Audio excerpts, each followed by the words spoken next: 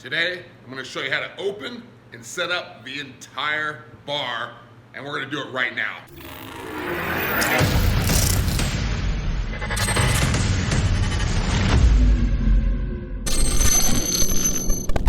Hey, how you doing? Dave Allred, The Real Barman here. I am at my bar this morning. It's actually really early in the morning. It's about 5 in the morning. It's November 1st. I'm here doing some inventory stuff, so I thought, why not show everyone how to open the bar? I have a checklist here. I have my iPhone. I don't have my high-tech recording equipment, so you're just going to have to deal with what we have. But I want to show you what to do so you're fully prepared. Look like a pro. Don't look like a douche nozzle behind the bar when you're setting up. You'd much rather be a super schnozzle. I don't know. I know that's not a word, but it's got to be better than douche nozzle. So let's not waste any more time. I got my checklist here. We're going to go down one by one and go through our bartending opening checklist. You can actually find this on the resource page in the Real Bar Course, so you can go through and print this out and bring it to the bar and actually check stuff off. So we're going to go through it one by one. Let's get started. First one, unlock all doors and coolers. Actually, I already did that, so check. Let's see. Number 2, turn on lights. There we go. Signs, TVs, and music.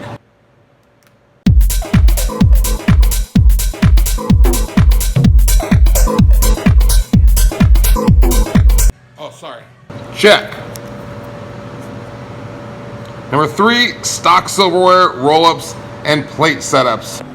So we don't have roll-ups here. We're a sports bar. We just do knives, forks, and napkins. But we come back to the kitchen here near the dishwasher, find clean silverware. We'll go stock it.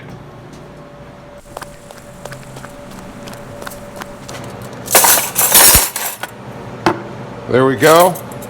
Now we got some forks, some knives, some napkins. We'll set up the bar. When you are setting up, it's good a lot of times to have an extra napkin with you because you get all these little spots on the silverware and the knives. They get those dishwasher spots on there. So it's good if we can kind of wipe those spots off before we set it up. Check. Next one, stock menus, both food and cocktail. Here we have our food and our cocktail menu on the same menu, so we don't have to stock them separately, but go ahead and put them in their holders. We also have kid menus. Make sure you have plenty of kid menus if you are kid friendly. And we have a happy hour menu as well. Make sure those are stocked so when 3 o'clock hits, you're ready to go. Some people will put menus on the bar. That's up to you. Otherwise, we got to stock them in the holders. Check. Next one, fill ice bins with ice. Let's go.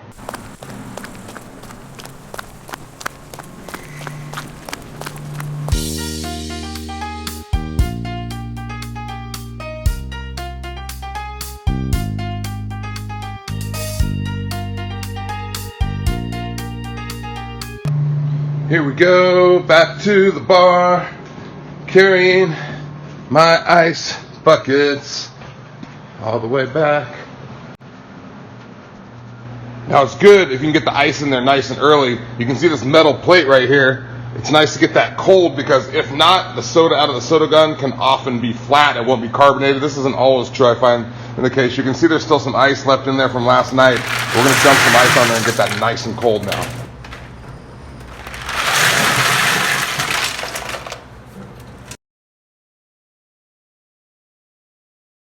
And while we're here, let's talk about the well just a little bit for the bar setup. So you see these little things in here, these little black things. It's kind of dark, sorry. It is a bar after all. These hold juices a lot of times. Sometimes you'll see people put liquor bottles in there if they have tons of room. But you keep the juices in there, cranberry juice, orange juice, sweet and sour, anything like that, that'll stay cold throughout the day.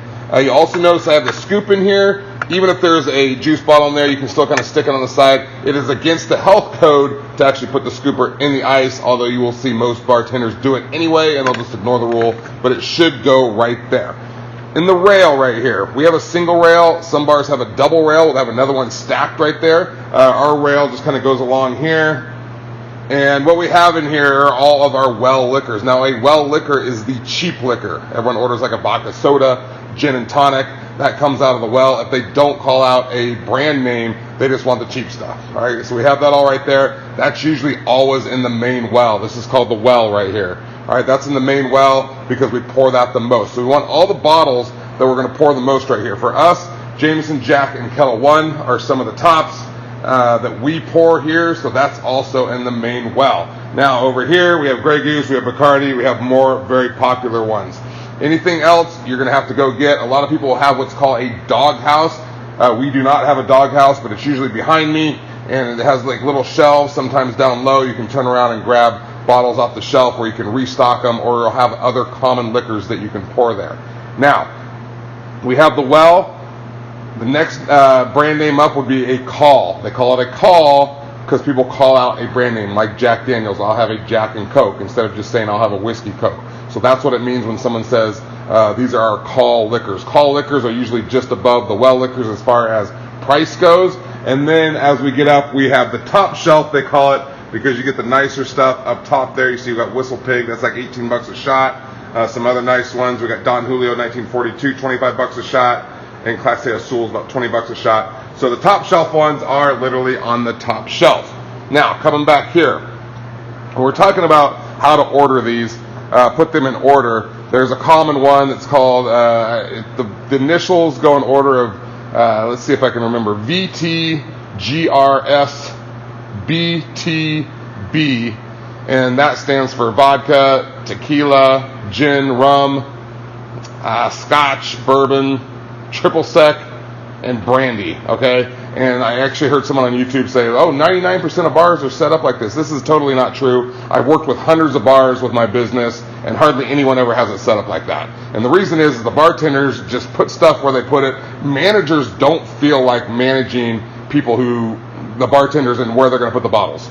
They just say, as long as you know where they're at, that's fine. The bartenders will just kind of put them where they put them. In our case, these are always kind of about in this order because we know where to find them, so everyone kind of puts them back where they found them. So they're pretty much in that order. The bartenders will put them in whatever order they want. It's very rare that you see that. I do see it once in a while. Some bars like to be really organized. The other thing I do with bars is down there on the rail, I'll put labels if they get really confused. If they really want it in that order, I'll set them up with labels. I get a label maker and put it down there on the bottom and set them up in the order they want. But it doesn't have to be in that order, but you should know about it. That is like kind of someone made that up so you can put them in order and pour drinks really quickly. Okay, sorry, we got sidetracked. Back to our checklist. We got to check things off. Here we go. Fill ice bins with ice. We did it. Check. Make sure bar is wiped down from the night before to check for stickiness.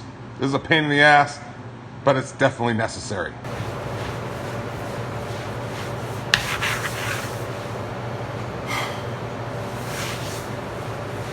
Check. Cut and stock fruit is next. So this is a biggie, the cutting fruit thing. The day people usually have to cut fruit. The night people clean up the hurricane that came through and all the people and the mess they made. So the day crew has to cut fruit, which they don't like. A lot of times you can have a barback or busser do it, which is great. Sometimes you get stuck with doing it. I know bartenders that will work the night shift the night before and they're gonna work the next morning and they'll cut it the night before. But you do have to cut fruit. That means lemons, that means limes.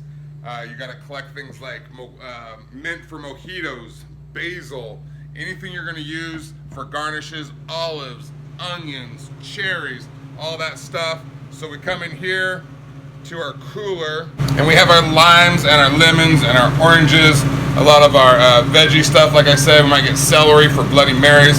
All that stuff I'm going to collect. I usually get a big case, a very clean like bus tub, and I put all that stuff in there. We'll haul it back out to the bar, and then I got to cut limes, I got to cut lemons, I got to do lemon twists, I got to cut oranges. We got to put all that stuff in the caddies and get it all prepared. I'm not going to show you all that right now. I have cutting fruit inside the Real Bar course to show you how to do that, but this is a big step in the morning. You have to allow for plenty of time to cut fruit in the morning. So we're going to pretend I cut all the fruit. Check. Next one, put out bar mats. So here are our two types of bar mats. We have the rail bar mats, and then we have the well bar mats, something bigger and wider like these. And we set these up in the well where the servers pick up drinks. We're going to set the drinks on top. I'll show you that. We put that at the end of the bar near where we make drinks. These go on the bar, on the rail right here. And you can see it goes up and down the rail. And we need these on here because right now this is just stainless steel. And as water, if we make drinks on here, it gets condensation, or if we spill a little bit, it starts dripping off here into the sink, which isn't so bad, but we also have the ice over here. We don't want all that filth and yuck dripping off into the ice as we make drinks. It is disgusting. You can see on top here, these little ridges, they actually go down beneath, so it catches all that liquid. You'd be surprised by how much liquid these things hold. And actually there's the ongoing joke that at the end of the night you lift these up and dump them into a shot glass. That's a bar shot, and you dare people to drink that, or if you lose a bet. All right, so we're going to put these up and down the rails here. What do we have here? Oh, this is our juicer. Just came across this. There's a grapefruit in there. That's disgusting. There's all sorts of filth. Look at that, all that stickiness. That's why there's bar flies flying around. Someone's going to get reamed today because that is disgusting and that can't happen. So you talk about wiping down sticky counters, which is bad enough. This can't happen right here. This is really bad for bar flies and everything else. Fruit flies, sorry. So we'll get on that. For now, let's set up the mats.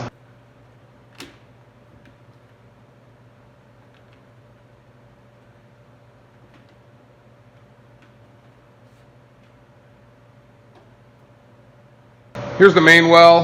You can see where we were earlier, pouring drinks right here, nice and close. This is where the servers pick up the drinks. When we get really busy, we even put this thing down. Now we have a whole area to do it. So what we're gonna do is we're gonna set up the bar mats, these wider bar mats, right in this area right here.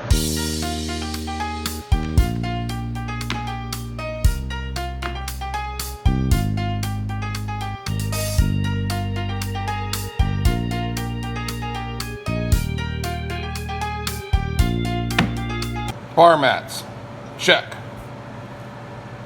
Next one, stock and set up other garnishes. So again, I'm not gonna get too deep into fruit right now because I don't want that job of cutting fruit. So these are what we use. We have these little jars that are really kind of cool and quaint. We have oranges and lemons. We'll do 2 limes usually because we go through a lot more limes. And then the more common looking type of holder and caddies are like these. And we'll put onions and cherries and olives all through here. And then you have a big caddy rack, something that looks like this. And we'll fill all those up, and then we'll put one here, and we'll put one in the middle of the bar and one at the other well, so we're all fully stocked with fruit. Other garnishes, check. Prepare margarita rimmer.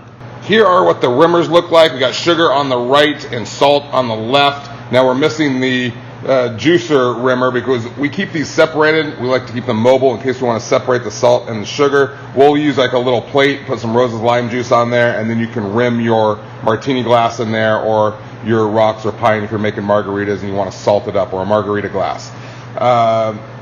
This is what a traditional one looks like, where you have all 3, and they'll have the little sponges in there for the lime juice, so when you can tap the martini glass or any other glass on there, it soaks it up nice and evenly. So these are what the rimmers look like. You want to set those up in a spot near the well so you can make drinks quickly. Rimmer, check. Next one, set up bar tools, shakers, strainers, jiggers, stirs, etc., etc. So here are your martini shakers. You can put up as many as you want to set up, however busy you are. I'm not sure how many your bar needs. We have the mixing glass there on the right so you can shake it up. Please make sure when you're bartending that you clean out your shakers. There's nothing worse than bartending with someone and they make like a, I don't know, strawberry basil gimlet, and then I come along and it's upside down, right? So I can't see in there, and I grab it and I just throw some ice in there and I start making like a gin martini. It's just a clear 1 liquor martini, and I go to strain it out and it has like basil pieces and strawberry. It's pink, awful. Please make sure, that's my biggest pet peeve when I'm working with the bartenders, they don't wash out their martini shakers. So those go right up there. It's right near the well here where we're at, so we can grab them quickly, make our martinis. All right, over here we have lots of our tools. This is not where I keep them. I'm just kind of laying them out to show them to you. You can see the muddler right there. Right above them are the Hawthorne strainers, so you can strain your martinis or anything shaken, strain it out or stirred. Up top there, we got our wine opener. You can also use it as a bottle opener if you want. That next to the wine opener is for pouring black and tans in the draft beer for your Guinness and your whatever, you know, it's usually Bass, but that's how you pour your black and tans. In the middle there is the mixing spoon for stirring things like straight martinis or any drink with all liquor, no juice. We have our tongs right there so we can, you know, keep our dirty hands off the garnishes. We can grab limes and lemons or olives and put it in the guest drink. Here is the jigger, which I highly recommend using. In this day and age, people use jiggers like crazy. People used to be worried like they would look stupid, like they have training wheels on, like if they have a jigger. Now mixologists use them all the time. So on this side we have a 1 ounce pour, the other side we have a 1.5 ounce pour. They also have different sizes, like they'll have a 1.5 ounce and a 2 ounce. So use your jiggers. The juicer here, of course, that's the lemon juicer. I don't have the green one out. The green one is the lime juicer. There is a difference. The lime juicer, it has a smaller reservoir. If you put a lime in this one, it has a much larger opening right here. And when you go to squeeze the juice out, it doesn't get as much juice out because it's smaller. We have our lemon zester right here. We have a champagne stopper. So when you open champagne, you can put it back on the bottle and keep the fizz in there. And that's about it. I probably don't have every bar tool out here, but these are the ones we carry. And I usually just keep like a little bucket right here, and I just put them all right in my little bucket so I can get to them. Dropped my jigger right there. So it's very easy to grab. And then you have your martini shaker up there. There, all done. Check. Stock straws, napkins, and coasters.